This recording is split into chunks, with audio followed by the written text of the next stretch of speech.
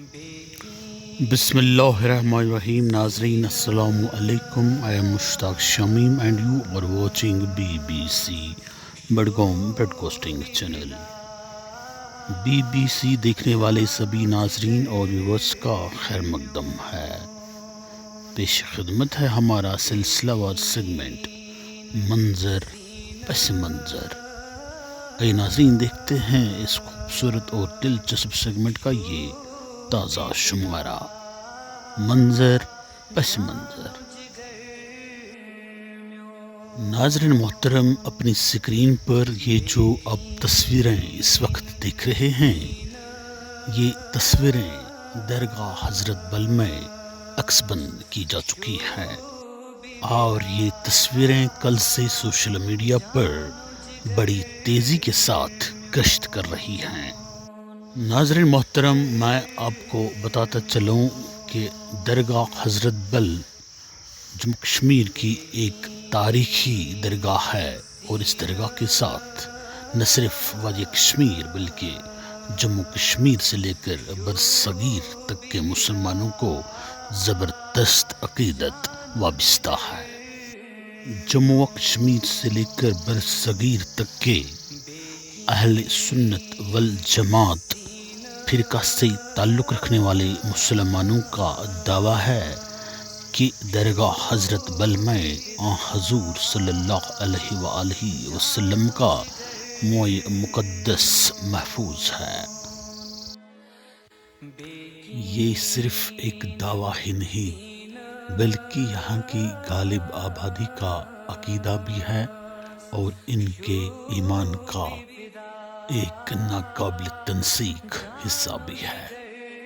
حضرت بل درگاہ مذہبی اہمیت اور افادیت کی حامل ایک تاریخ ساز درگاہ تو ہے ہی، لیکن سیاسی اعتبار سے بھی اس درگاہ کی اہمیت اور افادیت سے انکار نہیں کیا جا سکتا ہے.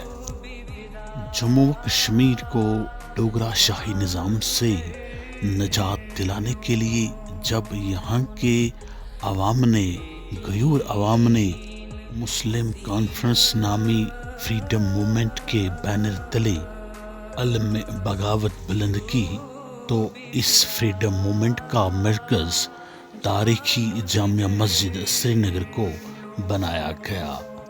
چنانچہ یہ تاریخی جامع مسجد یہاں کے مولوی خاندان کے زیر اثر تھی اور زیر اثر ہے اور اس فریڈم موومنٹ کی سربراہی بھی مولوی محمد یوسف شاہ صاحب علیہ رحمہ کر رہے تھے. 1938 عیسوی میں مسلم کانفرنس دوفاڈ ہو گئی. مرحوم شیخ محمد عبداللہ صاحب نے ایک بہت بڑا حصہ مسلم کانفرنس سے الگ کر دیا اور اس حصے کا نام انہوں نے نیشنل کانفرنس رکھ دیا. شیخ محمد عبداللہ صاحب نے نیشنل کانفرنس کا مرکز درگاہ حضرت بل کو بنا دیا. شیخ صاحب نے یہاں کے مسلمانوں کی توجہ مرکزی جامع مسجد سے ہٹا کر درگاہ حضرت بل کی طرف مبذول کرانے کے لیے کئی اقدامات کیے. انہوں نے اپنے سپورٹرز کو جامع مسجد سری نگر کے بجائے درگاہ حضرت بل سری نگر میں نماز جمعہ اور نماز عیدین ادا کرنے کی ترغیب دی. شیخ صاحب عیدین اور نماز جمعہ کے موقع پر اپنے ساتھیوں کے ہمراہ درگاہ حضرت بل میں موجود رہا کرتے تھے اور وہاں پر وہ نہ صرف عوام سے خطاب کیا کرتے تھے بلکہ ان کے ساتھ بالمشافہ ملاقات بھی کیا کرتے تھے. وہیں سے مرحوم اپنا سیاسی پروگرام عوام کی نوٹس میں لایا کرتے تھے. دوسرا اہم قدم جو شیخ محمد عبداللہ نے اٹھایا تھا وہ تھا درگاہ حضرت بل کی جدید خطوط پر تعمیر و تجدید کا کام در دست لینا. انہوں نے درگاہ حضرت بل کا تعمیر نو مسجد نبوی کے طرز پر باعمل لانے کا ارادہ ظاہر کیا اور بالآخر شیخ صاحب نے عوام کے تعاون سے اپنے اس خواب کو پورا کرنے میں کامیابی حاصل کر لی۔ انہوں نے حضرت بل کے بانڈے خاندان کو درگاہ حاضہ کا نظم و نسق چلانے کا اختیار دیا، چنانچہ اس سے پہلے بھی یہی بانڈے خاندان درگاہ حضرت بل کا نظم و نسق چلایا کرتا تھا۔ یہاں مجھے افسوس کے ساتھ کہنا پڑ رہا ہے کہ شیخ محمد عبداللہ کے انتقال کے بعد نہ ہی نیشنل کانفرنس نے اور نہ ہی بانڈے خاندان نے حضرت بل درگاہ کی تجدید خاری میں کوئی دلچسپی ظاہر کی۔ نیشنل کانفرنس اور بانڈے خاندان اس درگاہ کو صرف اپنے ذاتی مفادات اور مقاصد کی حصول یابیوں کے لیے استعمال کرتے رہے، باقی کچھ نہیں۔ درگاہ حضرت بل میں نذرانے کی صورت میں سالانہ کروڑوں روپے جمع ہوا کرتا ہے، لیکن اس قطعی رقم کو درگاہ حضرت بل کی تعمیر و تجدید کے لیے نہیں بلکہ نیشنل کانفرنس کی سیاسی سرگرمیوں کو انجام دینے کے لیے اور بانڈے خاندان کی شوخیوں کو پورا کرنے کے لیے صرف کیا جا رہا تھا۔ مرحوم مفتی محمد سعید صاحب نے اقتدار میں آتے ہی مسلم اوقاف ٹرسٹ کو نیشنل کانفرنس کی گرفت سے چھین کر سرکار کی تحویل میں لینے کا اہم قدم اٹھایا تھا۔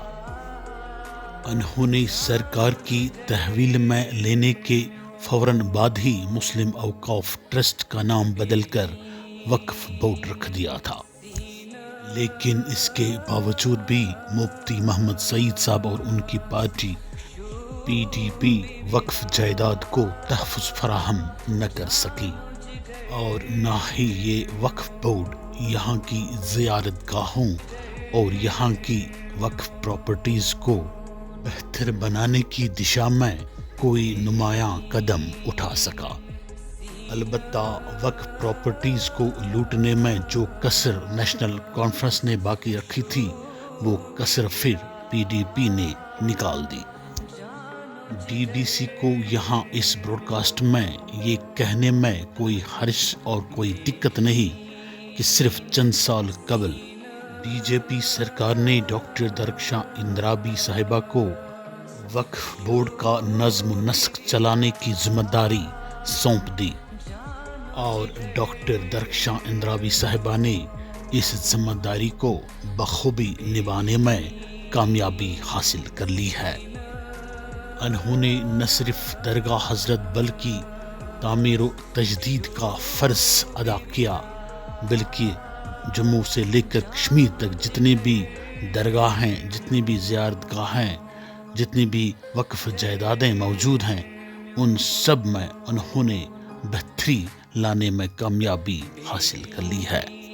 اتنا ہی نہیں بلکہ جتنے بھی ملازم حضرات وقف بورڈ میں کام کر رہے ہیں برسوں سے، ان ملازموں کی تنخواہوں میں بھی انہوں نے خاطر خواہ اضافہ کر کے ان کی مالی حالت کو سدھارنے میں بھی انہوں نے ایک اہم کردار ادا کیا ہے۔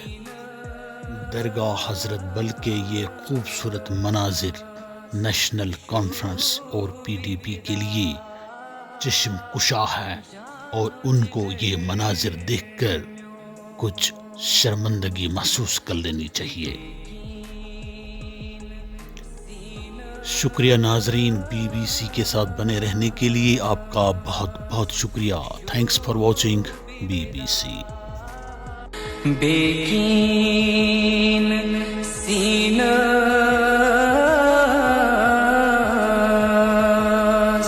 شوبی فدا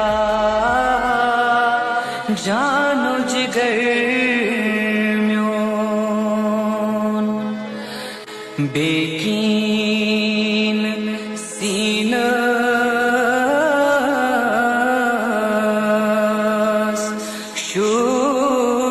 فدا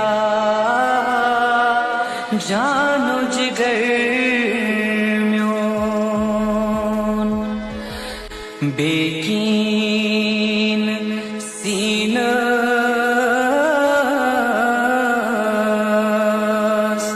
شو بی فدا جان